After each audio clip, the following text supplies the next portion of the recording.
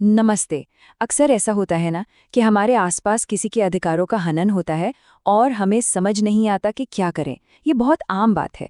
लेकिन अच्छी खबर ये है कि न्याय पाने के लिए रास्ते बने हुए हैं और आज हम यही समझेंगे कि अपनी आवाज़ को ताकत कैसे दी जाए। तो चलिए सबसे पहले ये समझते हैं कि मानव अधिकार आखिर हैं क्या। बहुत सीधे शब्दों में कहें तो ये वो अधिकार हैं जो हर किसी को सिर्फ इसलिए मिलते हैं क्योंकि वो एक इंसान है। जीने का अधिकार, आज़ाद रहने का अधिकार और सम्मान के साथ जीने का अधिकार, ये सबके लिए हैं। और हमारे देश भारत में इन अधिकारों की रक्षा के लिए एक खास संस्था है, राष्ट्रीय मानवाधिकार आयोग यानी NHRC।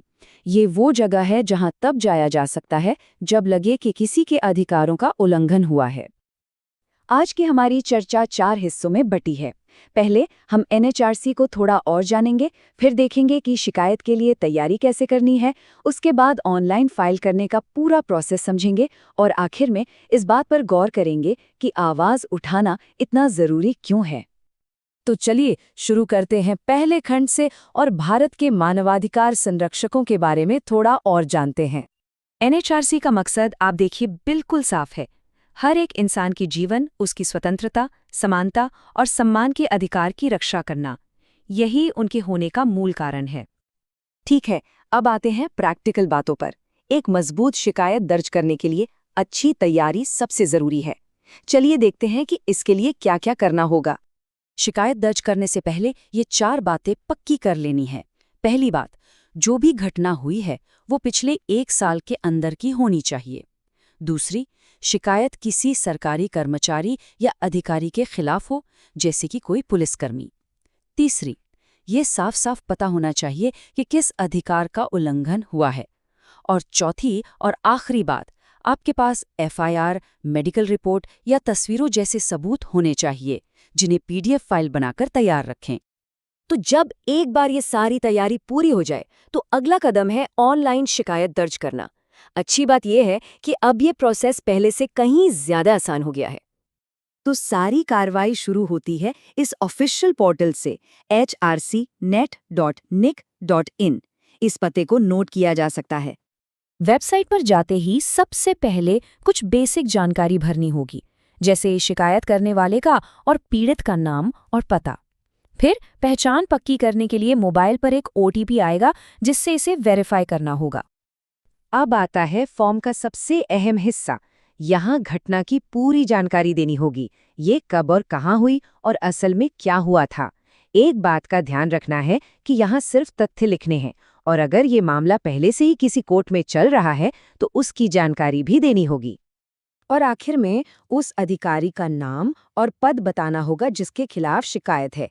साथ ही ये भी बताना होगा कि आयोग से क्या उम्मीद है, मतलब क्या जांच चाहते हैं या कोई मुआवजा। और यहीं पर वो सारे सबूत जो PDF में तैयार किए थे उन्हें अपलोड करना है। अच्छा, ये स्टेप बहुत ज़रूरी है, इसे ध्यान से सुनिए। शिकायत जमा करने के बाद स्क्रीन पर एक डायरी नंबर आएगा। इसे कहीं संभाल कर लिख लेना है। इसी नंबर से आगे अपनी शिकायत का स्टेटस पता चलेगा।